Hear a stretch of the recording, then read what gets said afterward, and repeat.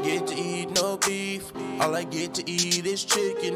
When I'm all alone and I'm cutting weight, I tend to get in my feelings. And all I want is that cow. Don't pass me no chicken. I'm gonna cut all of my weight away, then fuck all this nutrition. Everybody acting suspicious, might probably say that I'm tripping, cause I just ate a whole plate of ribs and I'm fighting in a few minutes. But I got tired of all that rice, got tired of all that spinach, got tired of all them vegetables, cause every time I wake up in the morning I got burgers on my mind. Lettuce, pickles, ketchup, and tomatoes all on mine. And all these pussy niggas hating, but they really want my fries. But I can't let them do it. I got burgers on my mind, bitch. I got burgers on my mind. I got burgers on my mind. I got burgers on my mind. I got burgers on my mind. I got burgers on my mind. I got burgers on my mind. I got burgers on my mind. I got burgers on my mind.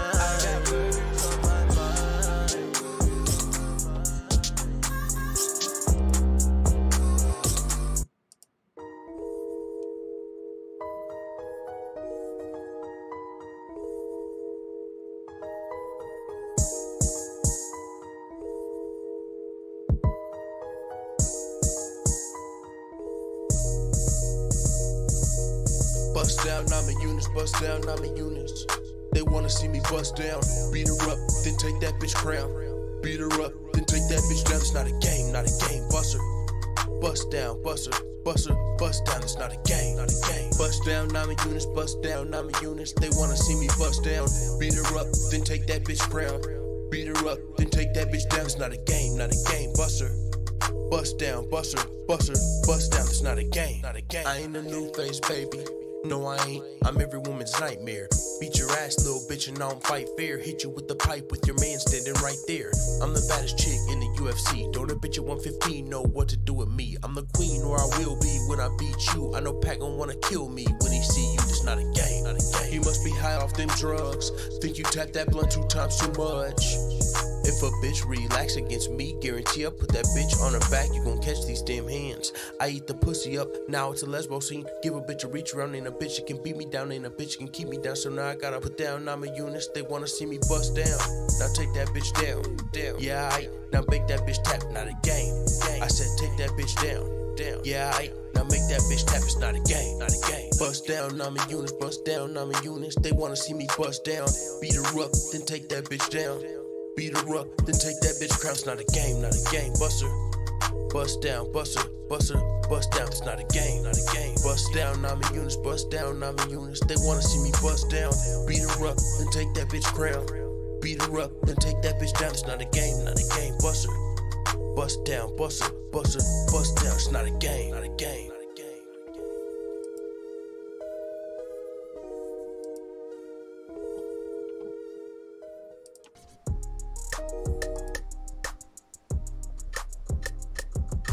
TJ, are you crazy? I'm gonna sleep you. In the first fight, I hope you know you lucked up, but you fucked up, agreeing to the rematch, cause I'm about to beat your ass. At UFC 227, the snake is going down. Then I move down and fight DJ and be the #1 pound for pound. You only took my title cause I had a bad back, but this time when I fight you, you gon' get that ass waxed. Hold up, they call me No Love, and they know that I'm a motherfucking soldier. I smoke that kush like I'm a motherfucking stoner, and if you ain't know it, motherfucker, now you know what.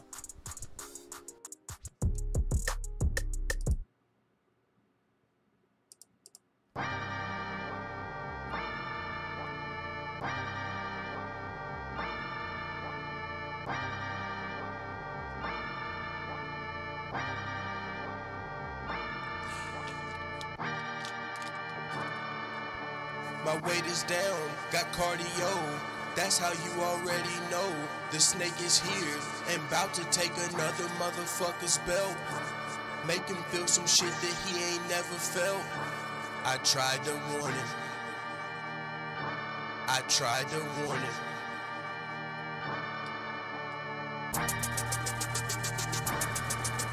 Yeah. Give it to him like a give and go. My weight is down, I'm in sicko mode.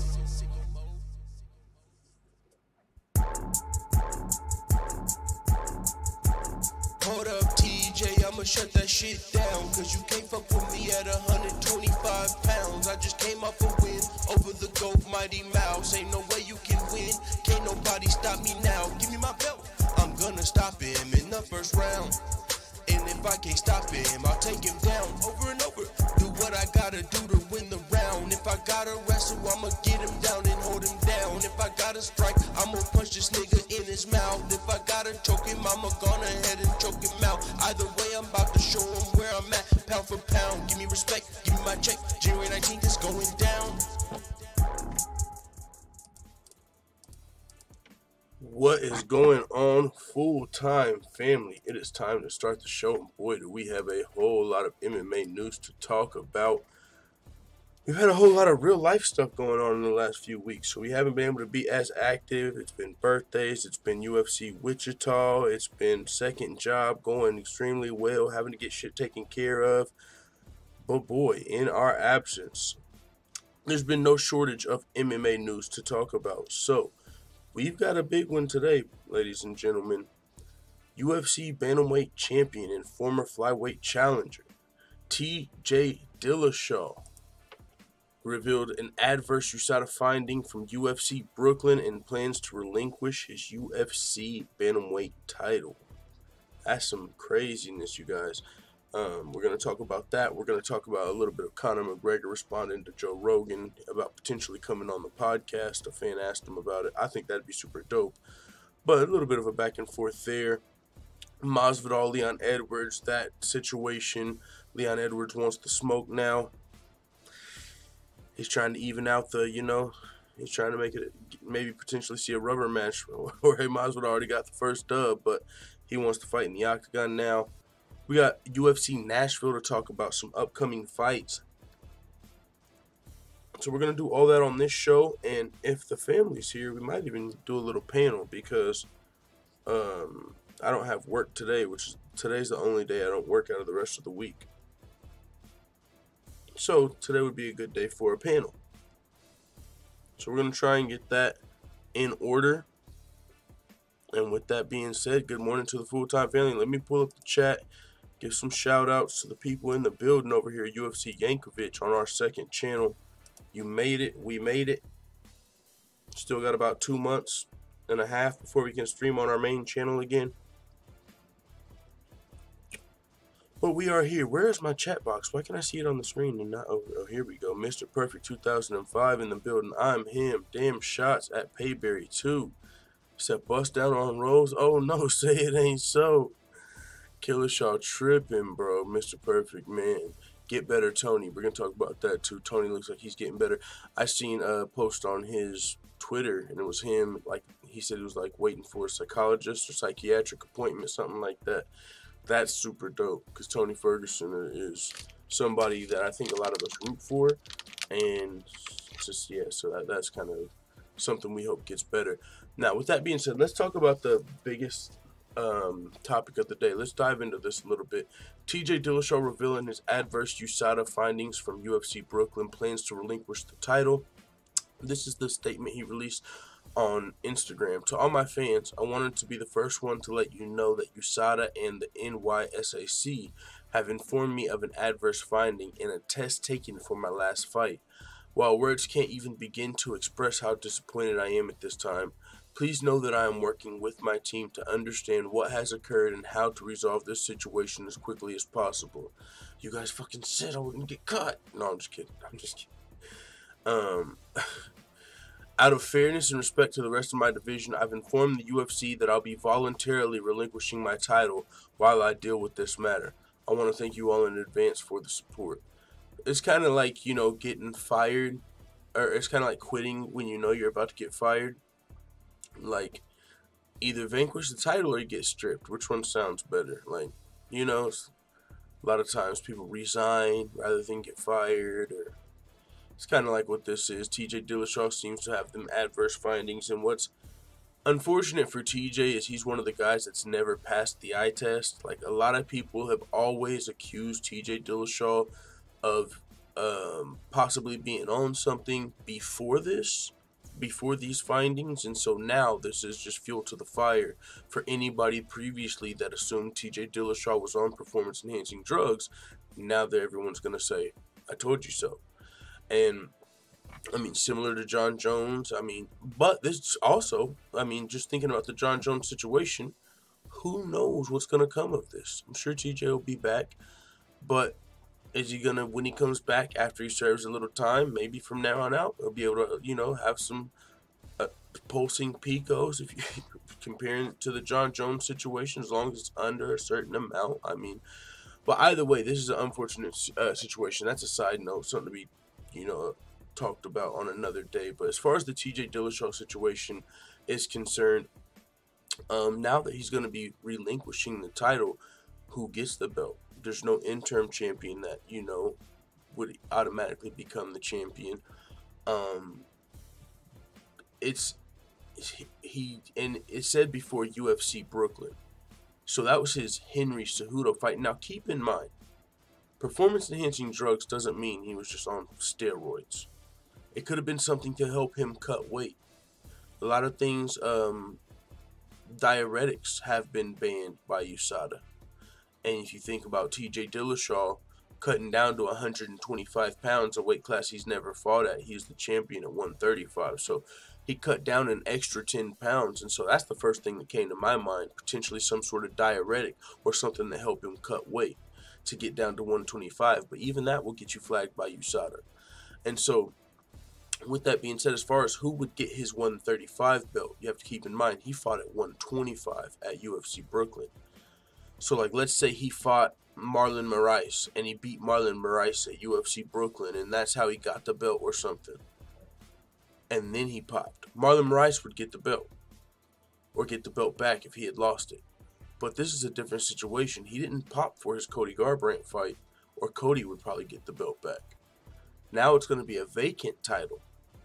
And Marlon Moraes, I automatically assume, would be one of the guys fighting for it. He seemed to be next in line. Cody Garbrandt just took a loss to Pedro Munoz. So the only guys that come to my mind are Marlon Moraes, Dominic Cruz, maybe Pedro Munoz, Aljamain Sterling. Marlon Moraes for sure is in that interim or in that vacant title fight. So we'll see what comes about with that. This is big news. Henry Cejudo knocked out TJ Dillashaw, regardless of, these findings. It's not like he used him and won the fight, whatever it was, whether it was a diuretic or whatever it was. It's not like it helped him win. So it didn't enhance his performance enough. Henry Cejudo is responding to this situation. Henry Cejudo, he says, I feel bad for him. Obviously, you have your exceptions out there. Some people have been wrongly accused in the past, but people like Lance Armstrong or Marion Jones, and I've looked up into the past, they have to live with the regret and dishonesty for the rest of their lives. I honestly feel bad for them. I want to reserve judgment, but I also want to say I never wish to anyone who uses PEDs again. There's no place for that in MMA. This isn't baseball or basketball. This is another human being with 4-ounce gloves hitting another human being. 100%. And they say this isn't baseball or basketball. Notice he didn't throw in football because it's fucking, I'm sure, rampant there, but that's actually contact. Yeah, baseball and basketball, I got no fucking clue why they can't use, I guess, just level playing field. But it's like a misdemeanor compared to if you're fucking using steroids in MMA. Where you're actually trying to hurt people. That's your goal. In football, a lot of people get hurt, but that's not the goal. In MMA, that's the goal. There's a goalpost, there's a basket. Those are the goals in the other games. No, the goal here is to hurt you. So PED offenses in MMA should be way worse than other sports. 100%. Now, that's how I feel it should be. But the precedent has, I feel like, been set with John Jones and maybe some others. To the point to where I don't know if that's where the precedent is. Now, with Jon Jones, that's really the only one that stands out. And there's been a lot of science and scientists and people that come out in the defense of what's going on with Jon Jones right now. And even aside from the science, there's also the cooperation. So that one's an outlier.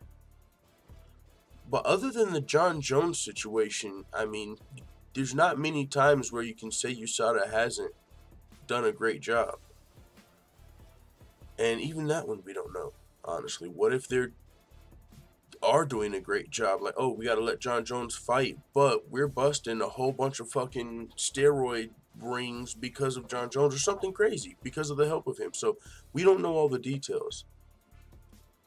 But with that being said, that's a great point, I feel like, from Henry Cejudo. Like, PED offenses in MMA, they should be extensive because it's not basketball or baseball, like he said. And now, you know, I was going to switch it to football. Like, there you actually are tackling, but you're not tackling someone with the intent of hurting them. You're not like, oh, I hope I fucking hurt this guy and win this fight. In MMA, you're trying, you know, so yeah, there is a difference there. And that actually makes me look at it a little different. I mean, so yeah, we'll see where all of this comes about, what happens in the TJ Dillashaw situation. I'm assuming it's a diuretic. I really am.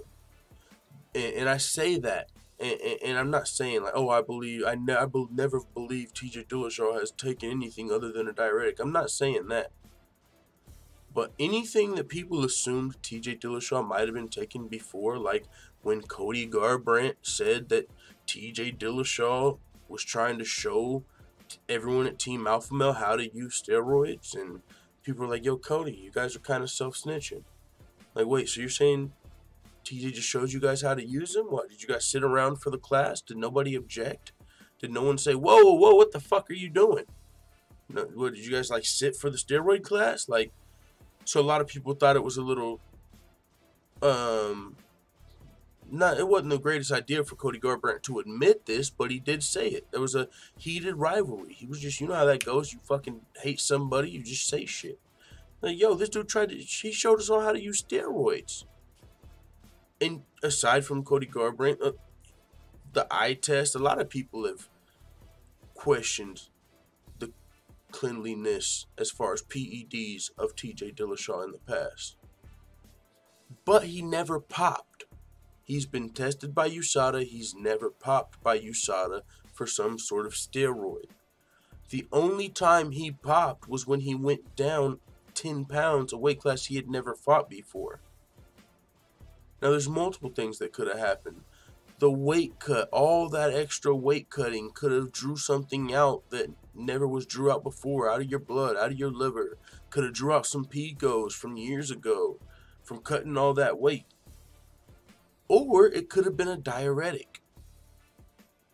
So we have to still wait for the details here in this whole TJ Dillashaw situation, but in the meantime, he will be relinquishing his belt, and that's pretty much where we are at now. The UFC is probably going to be looking to book a vacant title fight. Marlon Moraes on one side. If Dominic Cruz is healthy, that might work. If Dominic Cruz is not healthy, you're looking at guys like Aljamain Sterling and Pedro Munoz. I mean, no one else is really standing out. Rafael Assunção just lost to Marlon, so we will see. Moving on from that topic, though, Conor McGregor. He called Joe Rogan a great man, and someone asked him about his podcast, but he said he needs to start calling fights correctly instead of reading off of a script. And Joe Rogan doesn't actually get a script handed to him, but here's what Conor McGregor actually had to say. I'll play the clip. Man, he's got a great following, he's got crazy insight, great guests. Maybe at some stage from again, who knows? I'd like him to call a fight how he sees it, correct? Yeah. I'd be reading off a script though. Yeah. The Diaz rematch, it was like he was reading off the first fight. You know, and that last one he's talking about, the face was getting nice left from McGregor. I left that up and gone with a black eye. The same way as two black cousins left with. His brother and his cousin left the up with a black eye. So we'll see what could be, man. Talk, so maybe at some stage he'll do it. When you take... All All right, so that was what he said, and of course it was kind of in jokes. It looked like he was at like a proper 12 event, just a fan asked him. It wasn't like he came out and made a point to call out Joe Rogan. He's just, loose, just joking a little bit. But he did say something there. And what he said, he talked specifically about, the Khabib fight and then the Nate Diaz rematch. This is not the first time this has happened. It's not going to be the last. Not from a fighter, not from a manager. It don't matter who it is.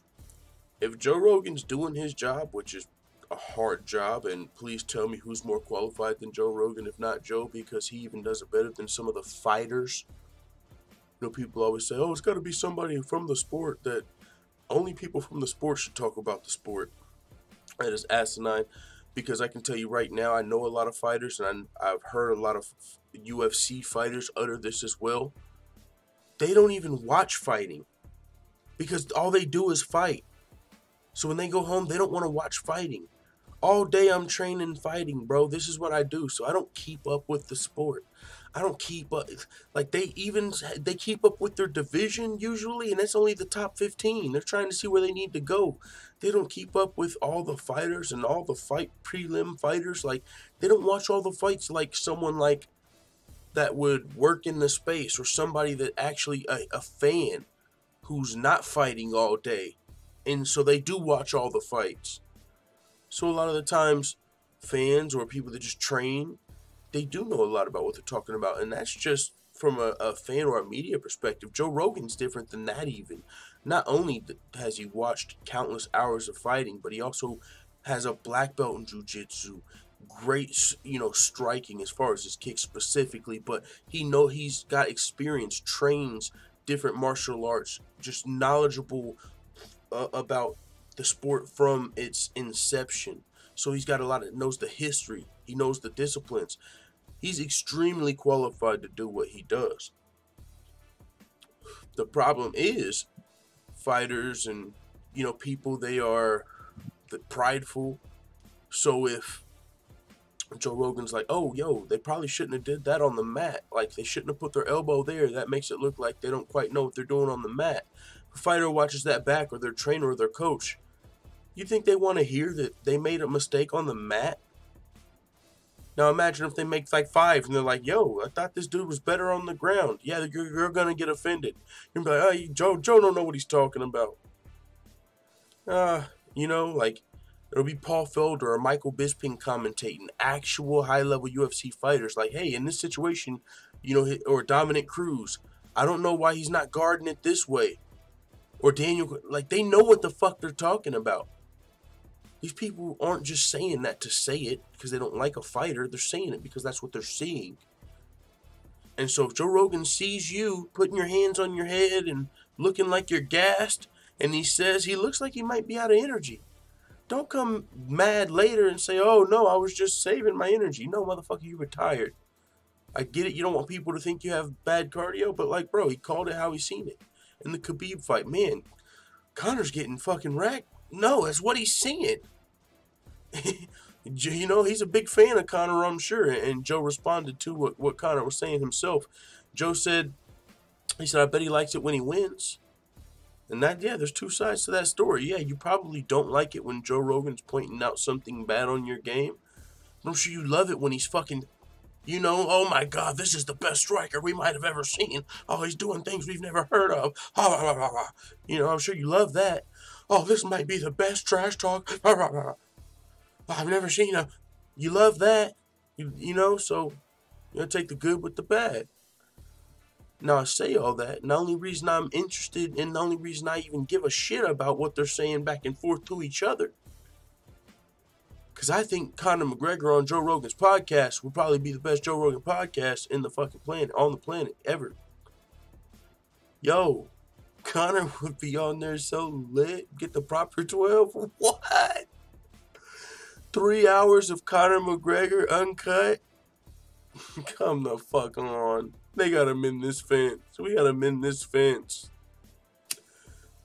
What? Ask him about everything? Kavanaugh, the Diaz fights, the Mayweather, everything?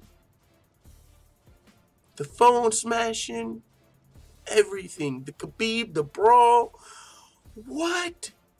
3 fucking hours on the Rogan experience? Come on, kid. Don't play me, man. You know you all want to see that. I'm just saying, so hopefully they can mend this fence and we'll get to see that eventually. His coach was on there. Kavanaugh was on there. We need to get McGregor on there. Special edition Joe Rogan podcast. Moving on. Conor McGregor, speaking of, should have another fight coming up this year. Hopefully in July he's targeting. Of course, he has to serve his suspension for that brawl. UFC 229, Khabib. That wasn't 229. Was it 232? 229 was the bus, right? 223 was the bus. Okay, either way, you guys know where my mind's at right now. Conor McGregor willing to serve as the co-main event for the UFC under one condition. Now, when I first read this, I thought I knew the condition. If they suck these big Irish balls, Conor McGregor don't co-main event to nobody. I mean, not the Mystic Mac. But, I mean, he's definitely like one loss away from not having much of an option. Because he's on a 2-fight losing streak, right? He's not the champion anymore. Like, after you're on a 3-fight losing streak and you're not the champion, how many pay-per-views can you main event? So Conor McGregor might be coming down to earth a little bit. Speaking with his fans in Chicago over the weekend, he said, "I'm ready to fight. I've said that, no problem. If the UFC wants me to slide in that co-main event and help, what that is, me sliding into the co-main event, it's boosting their brand over fighter rhetoric that they have. There's no problem with that. But if they want me to push that, and I have no problem pushing that, give me my rightful shares in the UFC company. That's all I ask. You can put me on the first fight of ESPN Plus, no problem. Let's see how it goes." So, you know, he's open to business. He's talked about shares and all of this, and I think Conor, by the time he's done, will be. I mean, and some of you, if you haven't seen the last couple of shows, one of the things I've been doing is I got back into the NBA, and I kind of was playing daily fantasy sports, and I did really well. I won like $1,300, which I paid off my payday loan. If you've kept up with this channel, that payday loan has been killing me since I've had this channel. Before I interviewed Sean O'Malley, I took out a payday loan so I could buy the computer that was decent enough from Walmart for a live interview that I could record. And that payday loan has been killing me ever since. I was finally able to pay that shit back because I won a tournament and fucking about to get so I've been doing things, but I brought that up because that's what it reminded me of, right? Because Michael Jordan, a lot of people know, greatest NBA player of all time, now he's an owner. He owns the Charlotte Hornets. You know, he's an owner now. LeBron's probably going to be an owner after playing. And so Conor McGregor, I see no reason why he can't be in ownership when he's done. Because there's no fighter that's ever came close to what Conor McGregor's done for the company as far as, business-wise. And so, and also, another reason I see, I think it's actually going to happen, the new owners, they sold like shares, right, to the Mark Wahlbergs and a lot of these celebrities and stuff. One of these celebrities, it might have been Mark Wahlberg, came out and said, "Conor wants some ownership. I'll sell him some. It's going to cost. I had to pay for this shit. Like, you got the money, you can buy it."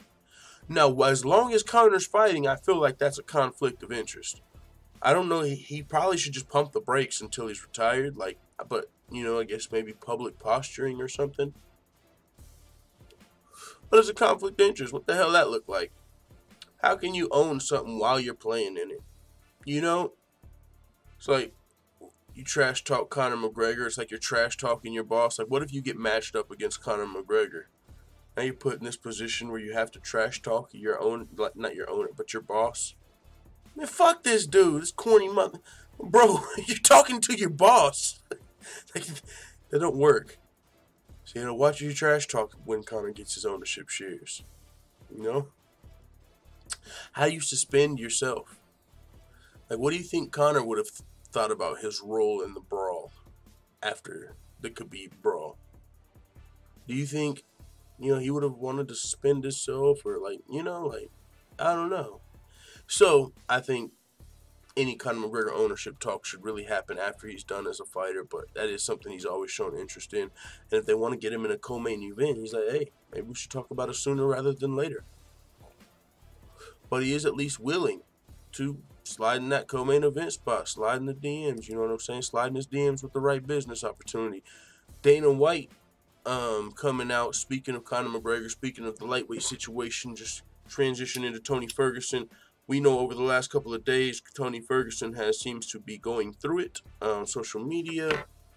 A lot of weird cryptic tweets, and then I believe his wife filed some sort of order of protection or restraining order, but it wasn't like no domestic abuse or anything like that. It was just, you know, something that they wanted to keep private. But she said she wasn't scared of him. It wasn't nothing crazy, but Tony just, you know, seemed like he might have needed to get a little help.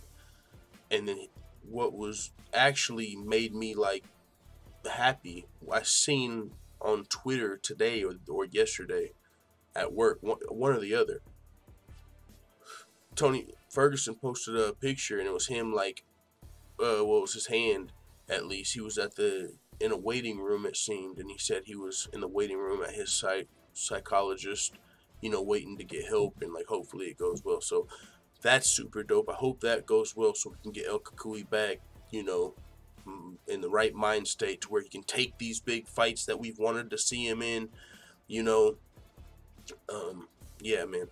So that's good to see. But as far other than that, Dana White's coming out and he's saying Tony Ferguson, it's not in his best interest to fight right now. And so we'll see what he said. Ferguson, former lightweight champion, currently in the midst of his own personal problems, including his wife filing a restraining order against him. Police spoke to an unidentified female who stated Tony Ferguson had not slept for 3 days, tearing apart the home and broke apart the fireplace, and believed someone placed a computer chip in his leg. An unidentified male who called the police said the fighter told him someone was inside his walls. Nearly 2 hours after police made contact, Christina Ferguson told police her husband's trainer couldn't get him to leave the house to see a doctor. Says, Tony had hit me up after the Max Holloway fight, and this is Dana White. He went to Dustin Poirier and was saying, what's next for me? I said, well, we can get you a fight with Al Iaquinta. Reached out to Al. Al was interested in the fight. But the reality is that right now, Tony has a lot of personal problems that he needs to deal with, and I don't think that putting him in a fight right now would be in his best interest. He needs to handle his personal stuff first. Yeah, definitely. You got a lot of personal stuff going on. You got to get that taken care of.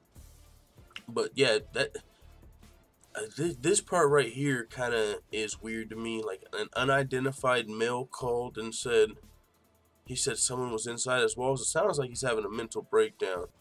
Or, like, you know, some paranoia shit. And I'm a pretty paranoid person a lot of the times. I smoke a lot of weed. I don't think Tony Ferguson smokes as much weed as me. But with that being said, like, he said some shit like he believed someone put a computer chip in his leg and someone was inside his... And this is all speculation from unidentified people, right? It's not like his wife came out and said, no, he was talking about computer chips in his leg. And so... I don't know who these unidentified people are and shit like that, but it does sound like from everything else aside, still Tony Ferguson needs to get this shit taken care of. So hopefully the psychiatrist that he's at, all of this is going to be taken care of, because we still need to see Tony Ferguson versus Khabib. I mean, Tony Ferguson is still on a what, 12 fight? Is it 12 wins now? 11 fight win streak, 12 fight win streak, was the interim champion. I mean, and I don't know. I don't know if it's possible.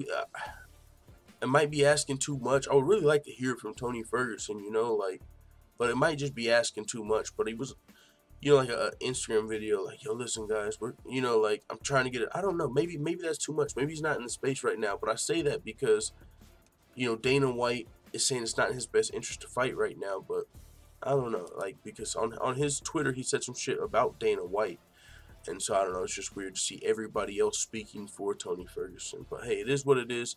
He's at the psychiatrist, hoping things get better. But staying on Dana White, moving on though to Colby Covington, Dana White also came out and said that Colby Covington will get a title shot before Jorge Masvidal. Now, this is interesting for one because they're teammates, and for two because Colby Covington, is he getting punished by the UFC or not? Like, was this just like a one-fight punishment, like a timeout? Because when it was time for Covington to fight Woodley, nah, he's in trouble. We ain't letting him fight Woodley. Like, he was the interim champion. He still walks around with the interim belt to this day. Like, they need to have, like, Francis Ngannou or somebody just go take that fucking belt from him. Like, bro, you can't wear that shit no more. Like, I get it if you just want to keep it in your house and rock that shit as a reminder. But if you're really going to walk around and wear that shit like you won a UFC title, somebody needs to come take that off you, man. Someone needs to come, Ngannou, somebody from the UFC offices. Y'all need to, man, revoke that. Because it's crazy at this point. Dude won the interim title. Darren Till skipped him because he had some issue, wasn't ready all of a sudden. Then he got in trouble, so they skip him again, give Usman the fight, he wins the belt. Now Masvidal, extremely impressive performance, knocks out Darren Till at 305 in the main event of UFC London. For sure could be given the title shot. I seen people say you could have like Masvidal versus Usman, and then Covington versus Woodley, the fight we all wanted to see that now we aren't going to get to see because of the UFC. They were like, nope, Covington's in trouble. We ain't going to give him a title shot against Woodley. But now he's out of trouble. We're going to let him fight Usman.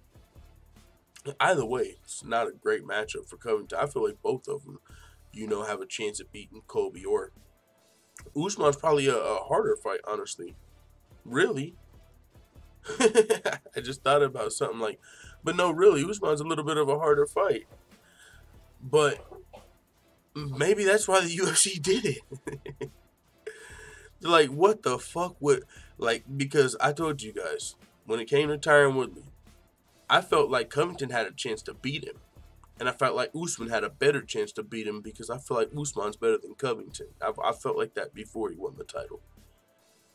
And with that being said, some of the UFC probably thought that too. It's not like I'm just thinking it out of my ass. I think it's realistic. And they probably realized that too.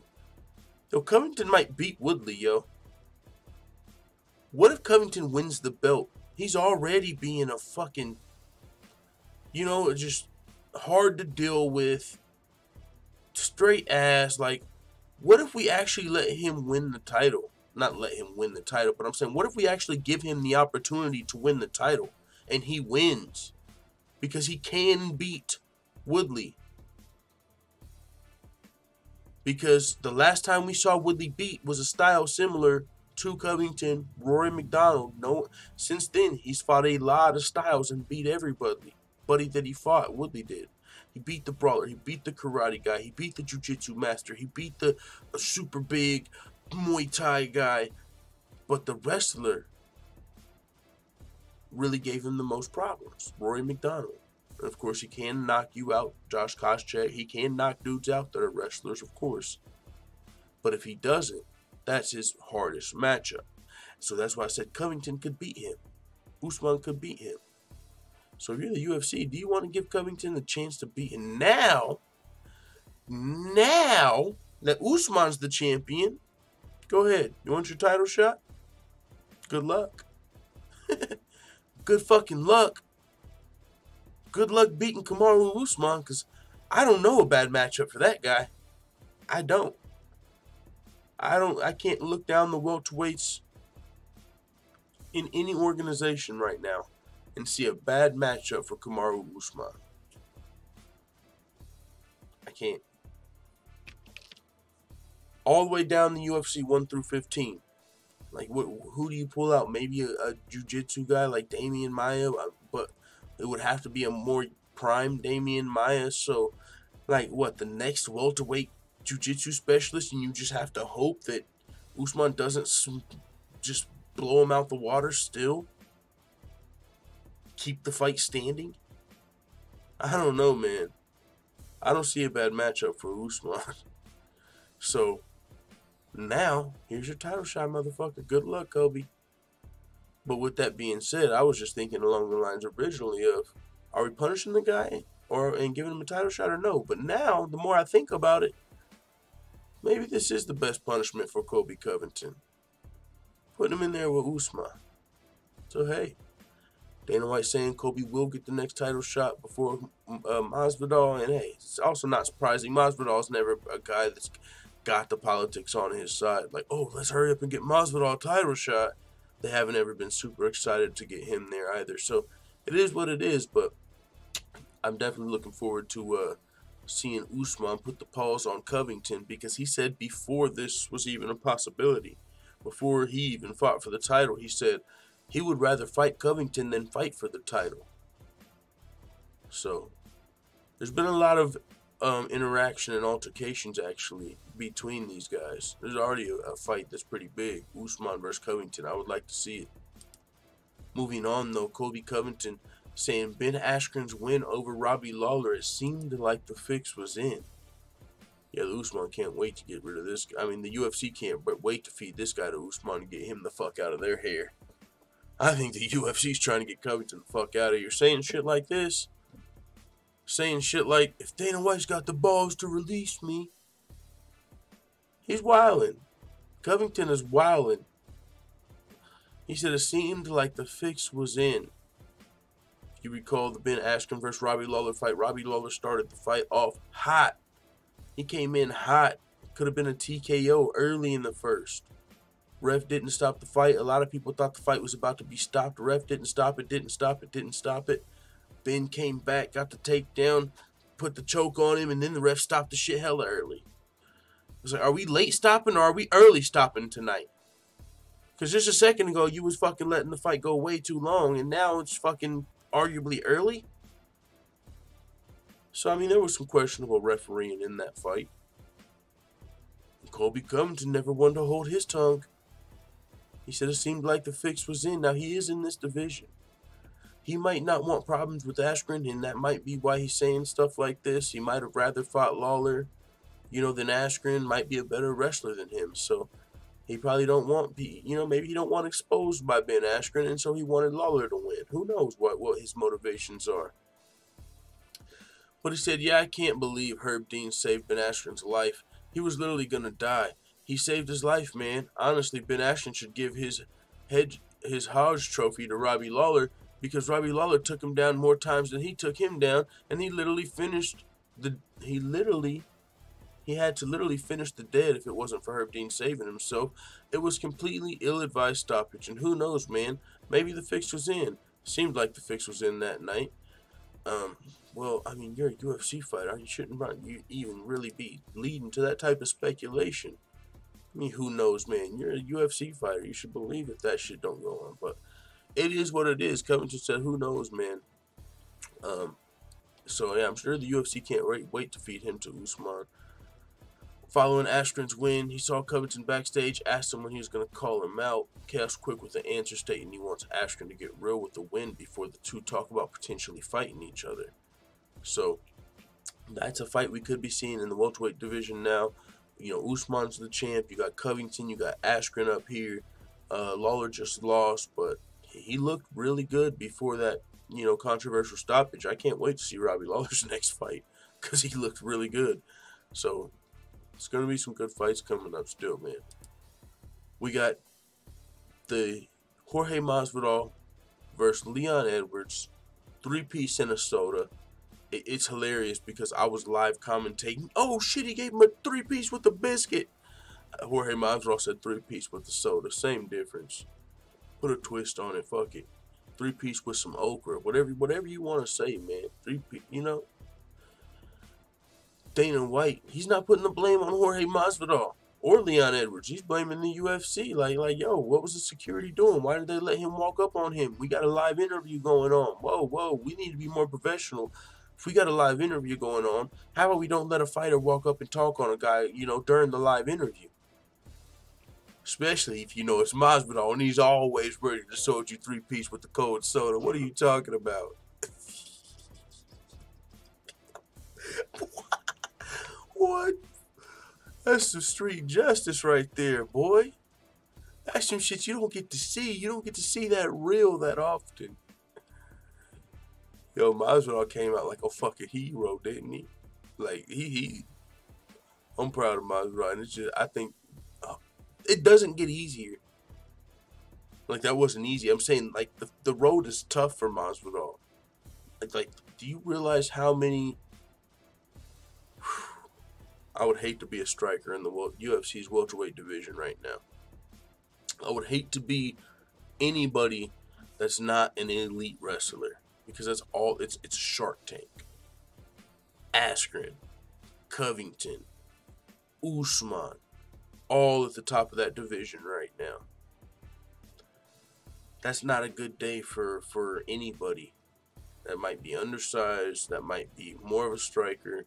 Unfortunately for my boy Gamebred, that that is his style. So we'll see where it goes from here. But I mean, I definitely don't count him out against anybody. But if you've seen his videos training with his teammate Colby Covington, then you kind of see like the it's like it looked kind of like big brother little brother, like wrestling, like Colby Covington just taking him down after takedown. But also, that goes to show who he trains with.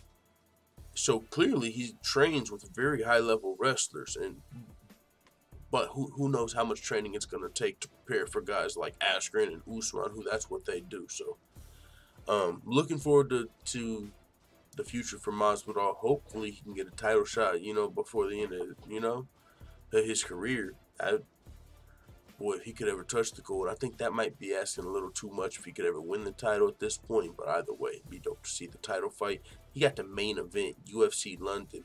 And, like, I didn't even really get the symbolism to say, right?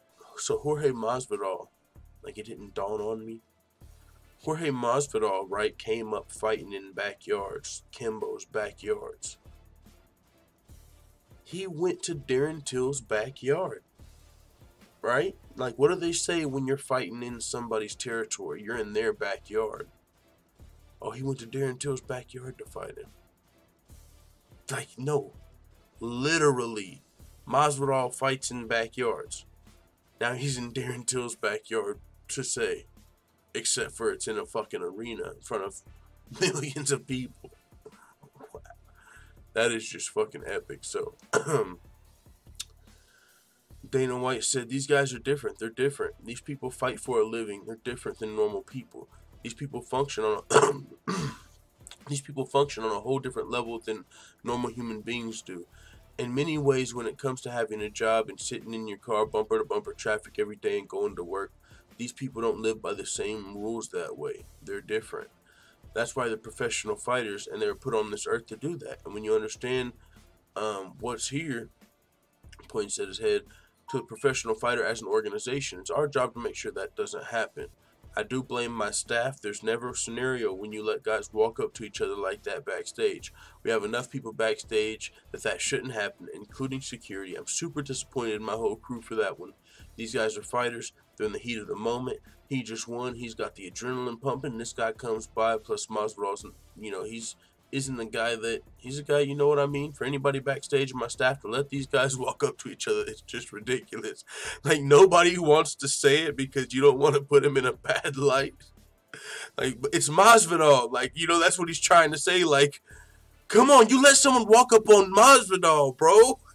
You don't do that. But not in a bad way. Not because Masvidal's some bad guy, but because he's too real. He's too real for it. He's not with all of that.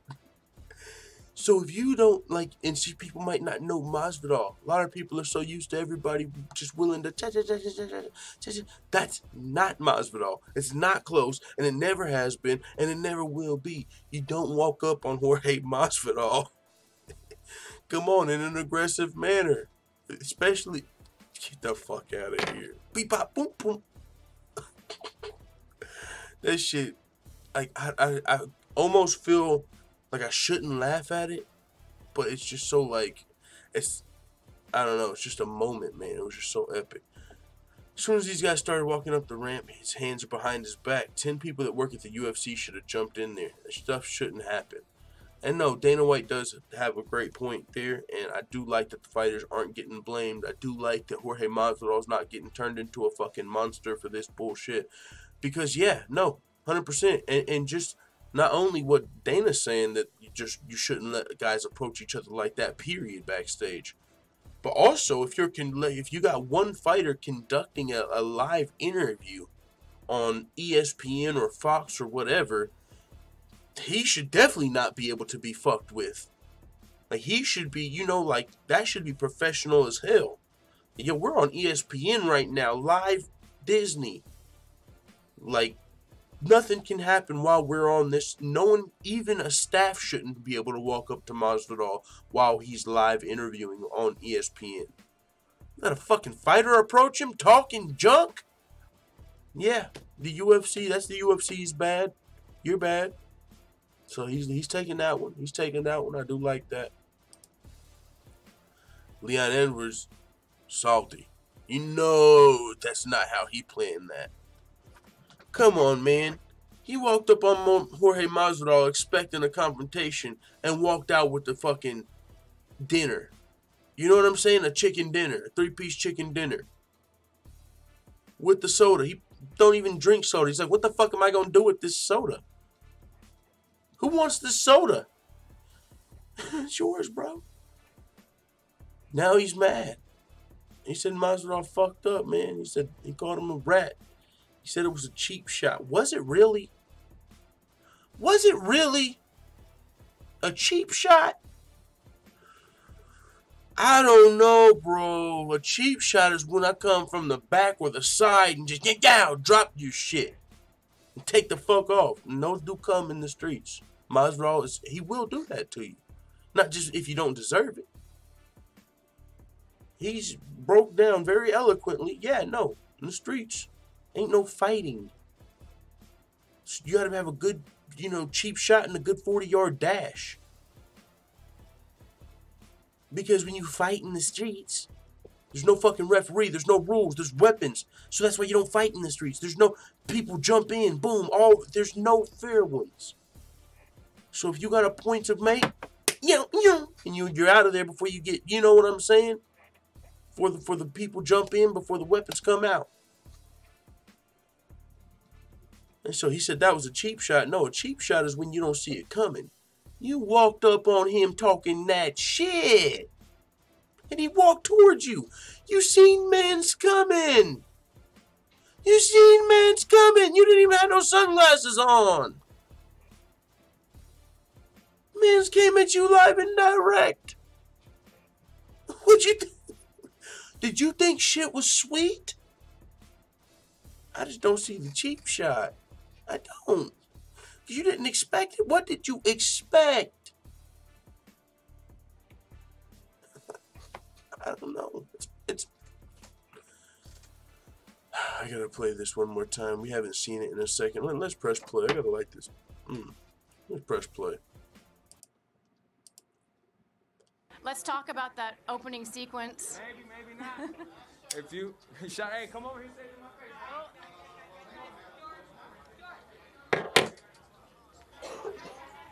Oh, shit. What?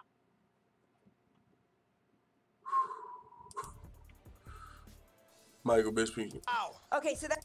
Wow. That reaction, bro. You see how big Bisping's eyes got, bro? We gotta rewind it to the 3-piece in the soda. Oh, shit.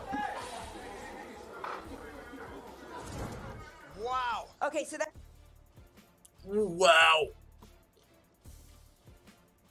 This is what Leon Edwards had to say. He said, Masvidal is a rat. I don't know what fucking happened. He was doing media. I was doing media. We both locked eyes together.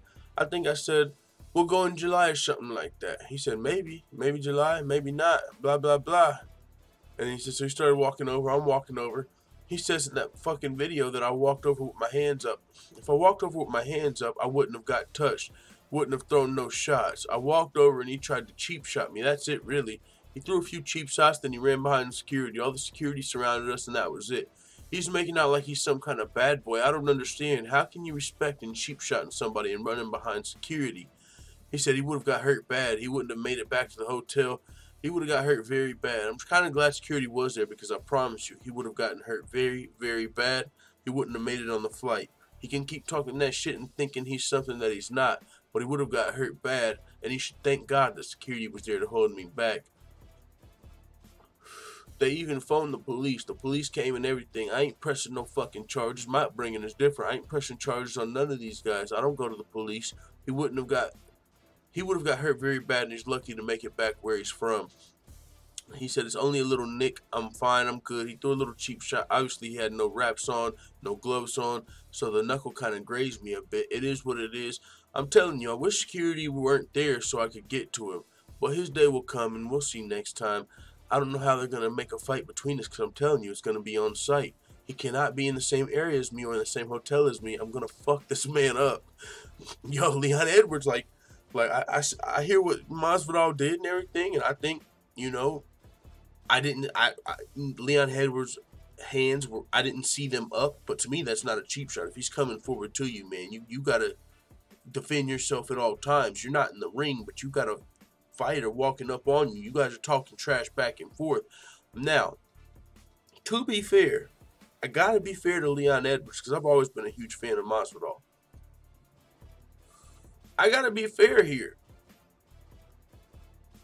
If all he said was, let's fight in July. Now, I'm sure there's a backstory. These dudes, no, there is. I know there is. These guys have talked trash in the past. I think Leon Edwards might have accused Masvidal of ducking him, actually. One of the guys that called him out and put his name in his mouth on Twitter, like, yo, Masvidal, fight me, some shit like that, you know, and Masvidal, being Masvidal, don't take too kindly to that shit either. You accuse him of ducking you or some shit on Twitter when he's got some business to take care of, and I'm sure he's not too fond of that.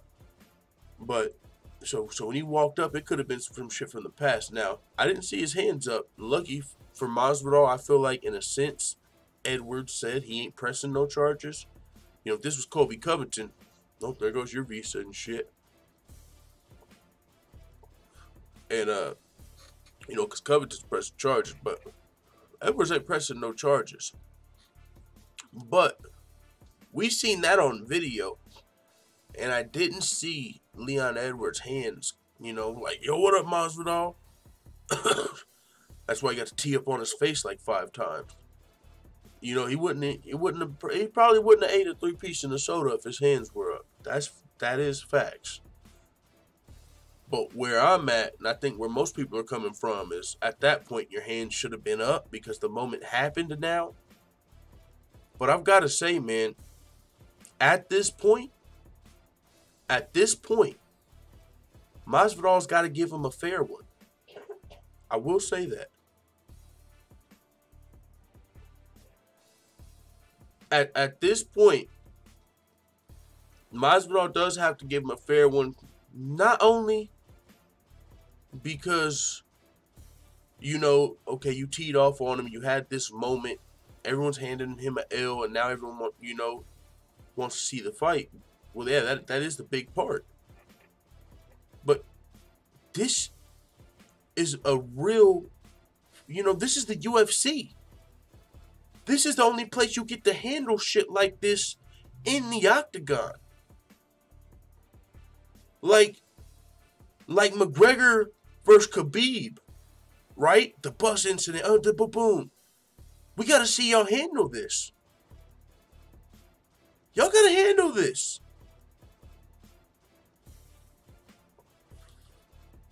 Like, have a huge fight here.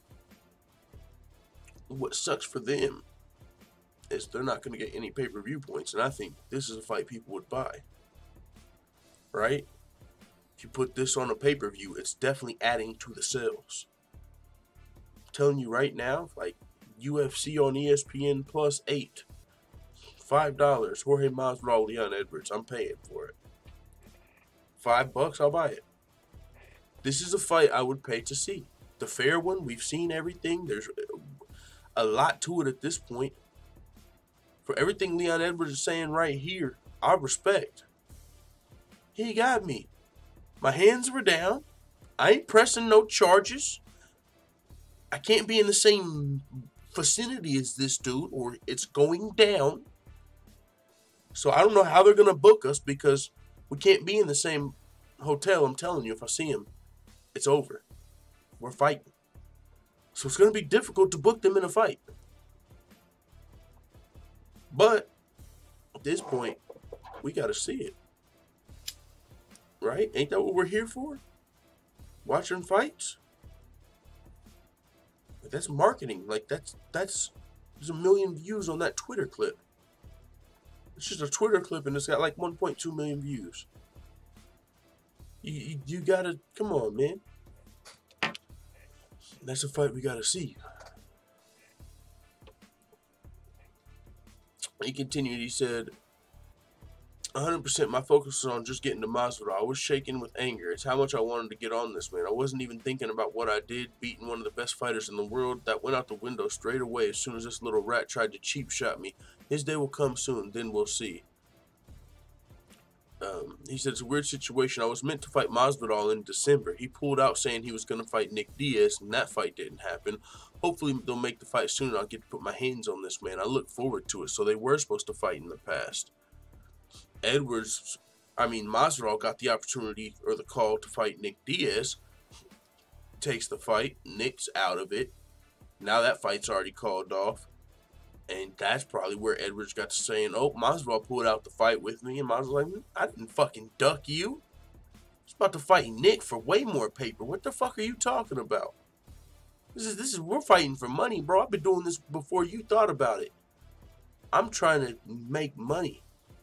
This is prize fighting. Come on, kid. I'll see you when I see you. And now that time might be coming soon. Masvidal ain't, he ain't scared of nobody. There's politics in the game sometime. Oh, I can't take this fight because this opportunity's bigger. But Masvidal's not a dude that strikes me as, like, he's literally fighting the best fighters at a weight division 15 pounds up, because there's no 165 division, and because, he's getting robbed at 155. He said, fuck this weight cut. So, this is the fight we need to see, man. Leon Edwards, Jorge Masvidal, like, this is just, this is that real marketing, like that real build up that you don't get, that real shit that, the real fight build up that you can't make up, like it just happened. Like that, this whole card, it was kind of crazy, because Jorge Masvidal from the 305 from Florida won at 305 into this round. After the fight, this happens, live TV, like so much just, I don't know, I don't even know the word to describe it, but like, the first one's just a coincidence, but when you take that coincidence and you tie it into this other viral, crazy moment that happened, that, like, is magical might be the word. Like, that night was magical. Like, it's kind of hard to describe, but I think magical is the best way to say it in a less corny way. That shit was just magical. Like, he won at 305. Then after that, this moment happened. Just a wild night for sure. Now, with that being said, Dana White recently tweeted out just some smiley faces or something, and it was kind of cryptic. Everyone took fun, made fun, and had their jokes in the comments, but this seems to be what it was about. UFC's new exclusive pay-per-view deal with ESPN Plus, and it is explained in this article. You can come check it out on MMAfighting.com. I mean, the moral of the story that I got was the pay-per-views are going to be going through ESPN now. So, you know, with the new ESPN era, there's still more changes probably to come, and this is one of them. So, as UFC fans, as fight fans, you know, get used to them. I mean, it's just a new platform, new day. We'll see where it all goes from here. Other than that, Ben Askren wants to reevaluate his next matchup after his and he said after Darren Till lost, he would still love to fight Jorge Masvidal. Ben Askren after Darren Till lost. Let's see, Robbie Lawler. He just fought Ben Askren. What does he mean after Darren Till lost? Because Darren Till just lost, so he wanted to fight Darren Till. I get what he's saying. It's like, what? He didn't lose to Darren Till. Okay, so Ben Askren, you know, and it'll be interesting to see where Ben Askren goes from here, you know, with that performance over Robbie Lawler. But he's in the top 5 of the division now. You know, he said he would like to kind of clean out the division, so there's a lot of fights. He said he would love to fight Jorge Masvidal. I don't like to see that call out at all. I don't want to see some dude that's known as just a wrestler fight somebody whose only bad matchup is wrestling. Like, we know you don't even have one half of the hands. Like, what? We know you're just preying on taking Masvidal down. I don't want to see that fight. I don't. Not interested. Not even close. I don't even like the call out. I don't respect that. Oh, you're a wrestler? Like, that everyone thinks is a one-dimensional wrestler, and you want to fight Jorge Masvidal because you're way bigger than him and you want to out-wrestle him, and you know you don't even have a chance if the fight stayed standing. 0 chances on the planet. If this were any sort of striking stand-up, you got no chance. You just want to be able to be the bigger man and take down Masvidal, and I don't like that. That's why I said it's not a great division for Masvidal to be in right now, because Usman, Covington, Askren, any pure wrestler is going to look to exploit that in Jorge Masvidal's game, and it's not really like he's doing a good job of working on his, wrestling. He's got great training partners, Covington and the boys. He's got great wrestling training partners, but it doesn't matter how many great training partners you have if you are a little undersized for the division, and these guys have been wrestling since they were fucking toddlers. That's just that's just MMA math and how it works a lot of the time. You have to knock these dudes out or you lose. And being undersized, it's even harder to knock them out. So, of course you want to fight Masvidal in that sense, but how about we fight these other dudes? You know what I'm saying? Like the Covingtons and the Usmans and, rematch Robbie Lawler. That was controversial. He said, I would love to fight Masvidal, but like I said, you heard that post-fight speech. I think he's trying to find reasons not to fight me. He's talking about fight for the belt. Prior to this fight, he had 2 losses in a row. You don't go from losing 2 in a row to winning one, then all of a sudden you have a belt where all these guys are in front of you. It just doesn't work that way. He said, Askren added, if RDA, Ponzinibbio, or Colby Covington, they're also on his list of names, although he doesn't see the latter being a likely path. Covington will probably fight Usman next. That's true. He said, no one likes Colby. I don't like Colby. I would love to skip over him and fight Usman, but it doesn't seem like Usman wants that either. He's not keeping that same energy, as the kids say. I would love to have him call me out. He didn't. So again, I thought Till was going to win tonight. I think we'll go reevaluate. I'd love to fight Masvidal. I'd love to fight Leon Edwards.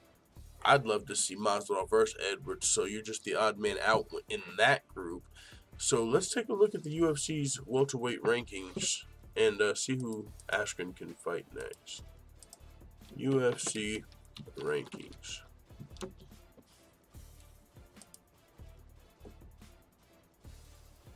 Welterweight. Damn, TJ Dillashaw. Go out a brew for TJ Dillashaw.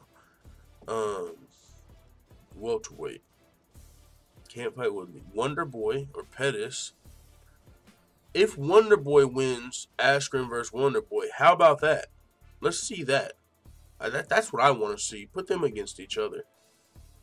Yeah, it might end up being boring, but I love the fight because it's not just some easy matchup for either one of them, man. Askren seems to be looking for this matchup with Masvidal. And Masvidal's nobody's easy matchup. But if you're talking about one of the easiest matchups for Askren, that's it. If you want to say that with Wonderboy for Pettis, you can for sure say that. Coming up from lightweight, it's like a striker that's, you know, Pettis can win, but people are probably going with Wonderboy in that fight. So after you guys like win these fights you're supposed to win, if you get them or whatever, if you get to fight Masvidal once you win, how about we see Wonderboy versus Askren? That's what I want to see. I really do. And I don't want to see it because I can't wait to see the fight. I mean, it would be really entertaining because I don't know what the fuck would happen. Pure wrestler versus the karate guy. Like, I would love to see the fight, actually.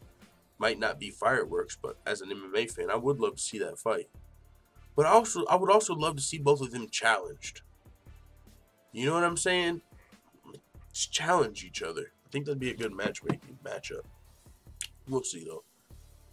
But Wonderboy versus Askren, for me, I want to see that.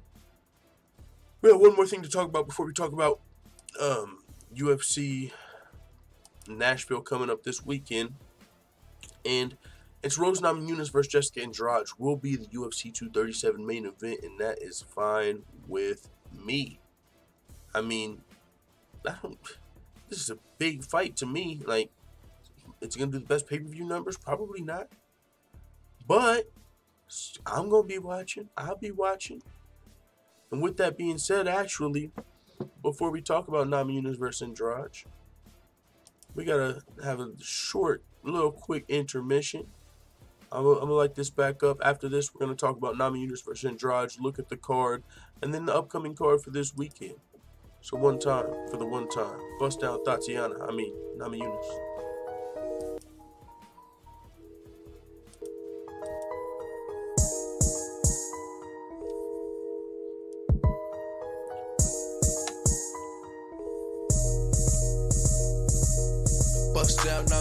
Bust down Namajunas. They wanna see me bust down. Beat her up, then take that bitch crown. Beat her up, then take that bitch down. It's not a game, bust her. Bust down, it's not a game, Bust down Namajunas. They wanna see me bust down. Beat her up, then take that bitch crown. Beat her up, then take that bitch down. It's not a game, bust her. Bust down, it's not a game, I ain't a new face, baby. No, I ain't. I'm every woman's nightmare. Beat your ass, little bitch, and I don't fight fair. Hit you with the pipe with your man standing right there. I'm the baddest chick in the UFC. Don't a bitch at 115 know what to do with me. I'm the queen, or I will be when I beat you. I know Pat gon' wanna kill me when he see you. It's not a game, You must be high off them drugs. Think you tapped that blunt 2 times too much. If a bitch relax against me, guarantee I put that bitch on her back, you gon' catch these damn hands. I eat the pussy up, now it's a lesbo scene. Give a bitch a reach around, ain't a bitch that can beat me down, ain't a bitch that can keep me down. So now I gotta put down Namajunas, they wanna see me bust down. Now take that bitch down. Yeah, now make that bitch tap, not a game. I said take that bitch down. Yeah, now make that bitch tap, it's not a game. Bust down Namajunas, they wanna see me bust down. Beat her up, then take that bitch down. Beat her up, then take that bitch crown. It's not a game, Bust her. Bust down, it's not a game. Alright, full-time family. We're stopping it right there because I see the full-time family talking about where's the simp segment. It's been a while. I'll tell you what. We're going to talk about UFC 237 and the fights that are on the card so far. Then we got a simp segment before we cover UFC Nashville. How about that? What a poster. I just seen this poster. Aldo versus Volkanovski, Namajunas versus Andrade, Silva versus Cannonier.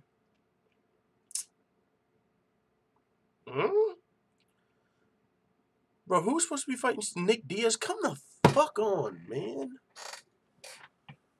Fucking got Jared Cannonier versus fucking Anderson Silva because Nick Diaz ain't fighting. What? I'm sure there's not. I'm just asking because clearly I'm, oblivious to rich people, but there ain't like some fucking sponsor that could be like, yo, Nick, bro, like they can't pull together some money. Like, there's $2 million. Like, can we get him Something, you know, an offer that's too good to be true. So we can, like, get the fight. I don't know. Maybe not. Maybe I'm asking for too much. I just feel like we should be, you know, Anderson, this might be his last fight.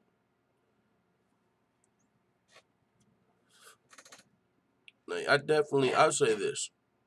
If Anderson Silva goes out losing to Jared Cannonier, and this is his last fight in Brazil, I don't know how I'm going to feel because, right, it's like, it doesn't, for some reason, it doesn't feel like the Adesanya fight. It's crazy because it doesn't feel like the Adesanya fight. Like, I almost felt, I don't know if sad's the word. I think you guys know what I'm saying, though. Like, Anderson Silva versus Israel Adesanya going up to it, it almost felt like a legend being led to his, like, you know, I don't want to say slaughter, but it almost felt like that going into it. Like, this is the young prime stud. He's supposed to knock Anderson Silva out, you know, and Anderson Silva actually put up a good fight. It doesn't feel like that here, but that could happen. Jared Cannonier just has less, you know, hype and mystique. But he could be the one that comes in here and fucking bop, boom, boom. Ah, no, damn, not Anderson Silva, fuck. Like, that could happen here. And so, I don't know. That's the reason that this fight is weird for me, because if you win, maybe you just wanted to retire on a win. But you beat Jared Cannonier, so. And if you lose, you lost to Jared Cannonier on the way out. And so maybe Jared Cannonier, you know, I don't know. That's just not who I would think you would like be like, oh, I got to pass the torch to Jared Cannonier. You know, that's not who I think the torch would be getting tossed to. But hey, it is what it is. Maybe it's a fight he thinks he can win in Brazil. Maybe he's like, oh, they'll rob this motherfucker. Yo, judges, we need you. I don't know. I'm just fucking talking. But yeah, I don't know about that matchup, but I do love Namajunas versus Andrade. Aldo versus Volkanovski. Going to be a great fight. I'm going to be watching UFC 237 regardless, because Namajunas versus Andrade, y'all know Jessica Andrade. I'm hashtag team Andrade. So, I'm rooting for Andrade to come through. I need a drink. Huh? Yeah. Yeah. Alright. But yeah, so I'm looking forward to UFC 237, but we got UFC Nashville coming up this weekend. But before UFC Nashville, it's been a while, and I know the full-time family is in the chat. We're going to have a simp segment. When I come back, I'll pull up the chat, talk with you guys, then we'll get out of here talking about the fights coming up this weekend, which will be is it our first fight companion the last 2 weeks? Because I know I went to UFC Wichita. It was my girl's birthday. So, yeah, we didn't fight companion the last 2 weeks. That's pretty, you know, it broke our streak. So, with that being said, y'all know what time it is. Instagram. Get that music. Hey. I see you, Jessica Benet. Let me light my blunt real fast.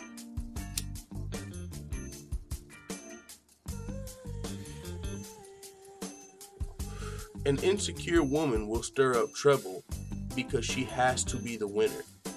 A secure woman will do nothing because she knows the winner either way. Well, I hear that. Put some respect on those cheeks, full-time family. Tatiana Suarez, monster. Ain't she fighting, homegirl? She's got a fight coming up that was just booked. Is it, Nina Ansaroff? It might be.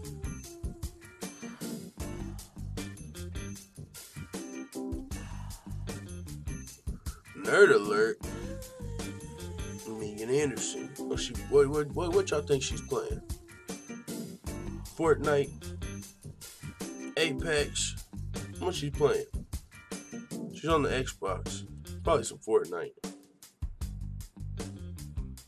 Or UFC. Y'all think she's playing some UFC, kicking Cyborg's ass? So, you know, like, fuck it, I'll do it on the game. Can't in real life. Eddie Phoenix out there kicking ass. Paige Van Zandt. I fucking told you guys. Every time. Every time. She's got the new, whatever she's advertising right by the new twins. Every time. Hey, look at this. Boom, boom, boom, boom. And try not to look at the twins. Sexual harassment. Okay, my bad. Paige Van Zandt. How come you ain't ever got advertising nothing in these photos? You know what I'm saying? Like, where's the, oh, maybe he is what she's advertising. Hey. But you know, why ain't you got no fucking supplement cream right there? You know? Where's the fucking on it fucking Nutra brain and shit? Yana Kunitskaya fought at UFC Wichita. Got her hand raised over Marion Renault, even though a lot of people feel like that was a robbery. Yana Kunitskaya again. Or is that Nico Montano? I'm just kidding. Alright, guys, simp segment's over. Simp segment's over, guys. Back to the stream. Dicks in your pants. Just kidding, they should have never been out. Pause. We gotta talk about UFC Nashville, but first let's pull up the chat. JB in the building. Given sure name says Dillashaw, Dollar Dillashaw. Who couldn't tell TJ was on the Picos? I hope direct you to Lynn's Crafter, says JB. Thank you, Mr. Full-Time. Mr. Perfect Sanitation Uncut Voice. That is hilarious. Yeah, for real, JB Dillashaw definitely the type of dude to try it out. Just giving Sharon, hey. Let's look at these fights we got coming up this weekend, you guys. We got Stephen Thompson, Anthony Pettis, Curtis Blades, Justin Willis, John McDessie versus Jesus Pinedo, Jussier Formiga versus Davison Figueiredo, Luis Peña versus Steven Peterson, Macy Barber versus JJ Aldridge. We got some good fights, but one thing I just thought about is I'm going to ask you guys, and you guys probably might not. What do you guys see wrong with this card? One of these fights doesn't make any sense.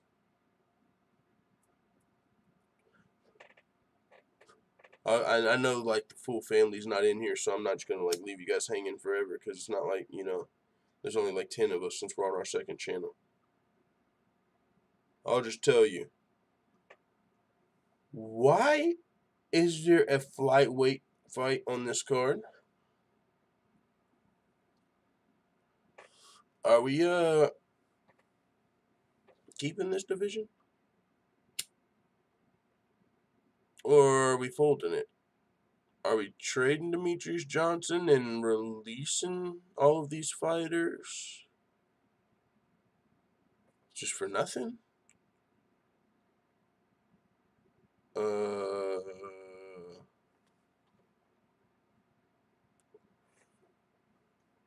If we're not folding the division, do we trade? I don't know. We got a flyweight fight. Jussier Formiga versus Davison Figueiredo. And I was just curious. I thought the division was getting folded like a fucking wet napkin. But it's not yet. And we got Henry Cejudo. Maybe he's, ringing some bells. He's a lot more willing to be marketable. Way more willing to be marketed. He's got the little relationship with the WWE twins or what the fuck ever. Or I don't know if he's got both twins or one twin. Something about the Bella twins.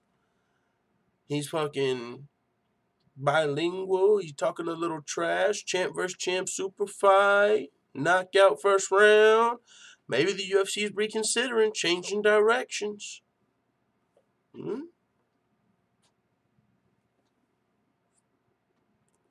JB says, that need more heavy divisions. John Jones shouldn't be expected to jump up 60 pounds to heavyweight. 60 pounds. All fighters aren't 265 up there. But yeah, I do agree with you though. I do agree with you. But he's not expected to jump up 260. Like heavyweights, all heavyweights. Stipe didn't weigh 265. DC don't weigh 265. And all heavyweight champions don't weigh 265. In the future, I think they will. You get all these Greg Hardy motherfuckers and Eric Anders, all these boys, and the fucking Dominic Reyes. You